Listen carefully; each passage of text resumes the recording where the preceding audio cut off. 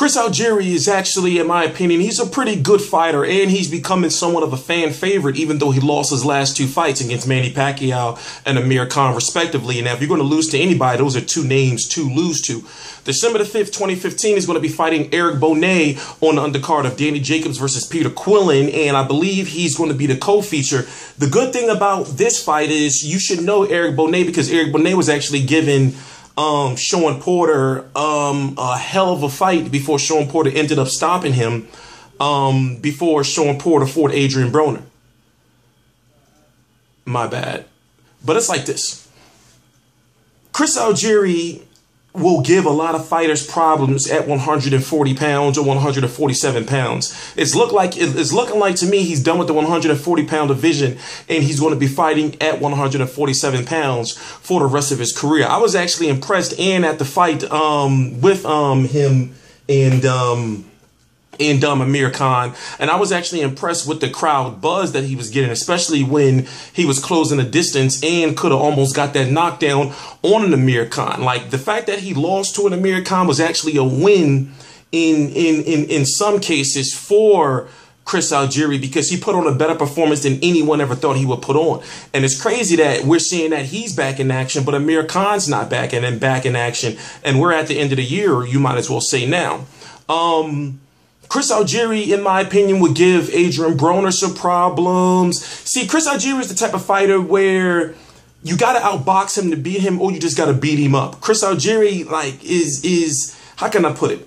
He's got the win. He's got the win over Ruslan Provodnikov. He got the win over Ruslan Provodnikov because after he got knocked down the 2 times, he decided to stay on his bike and stay away from Ruslan Provodnikov. But then when he fought Manny Pacquiao, each time he tried to come in on Manny Pacquiao, he was hit and got knocked down. But fighting against Amir Khan, he came out with a new, well, we know, for one, he's not training with Tim Lane anymore. He's got John David Jackson, and John David Jackson has done wonders for Chris Algieri, because when he fought Amir Khan, we saw Chris Algieri that was walking Amir Khan down, you know, and Chris Algieri is not a fighter who has knockouts. I believe he has something like 8 or 9 knockouts on his record. So to see that he was actually playing the pressure fighter, power puncher against Amir Khan and throwing some mean body shots that had Amir Khan looking out of his element, Chris Algieri is good, you know, and I'm not just saying that. Chris Algieri with the avocado power is good, and I will say it again, will give a lot of fighters trouble at 147 pounds, you know, depending on where he goes from here. This is the 2nd straight Heyman card he's going to be fighting on. It's crazy because the Amir Khan versus Chris Algieri fight was supposed to be on Showtime, but ended up being on PBC on Spike. And now Chris Algieri is getting some Showtime action on undercard of Danny Jacobs versus Peter Quillin. I'm going to be there in the building at the fight. I'm actually interested in the fight because Erick Bonet is tough, and Erick Bonet hasn't been, well, it's going to be interesting to see how Chris Algieri is going to beat Erick Bonet. Is he going to outbox him, or is he actually going to try to go for the knockout? If Chris Algieri was to get a knockout against Erick Bonet, not saying Erick Bonet is good, but if he was to get a knockout against him, then that would be a feather in his cap. And I actually do want to see I actually do want to see Chris Algieri fight again. There's some big fights I would love to see Chris Algieri, and I would love to see Chris Algieri versus Keith Thurman later in the future. Hell, look, you know what would be a good crossroads fight?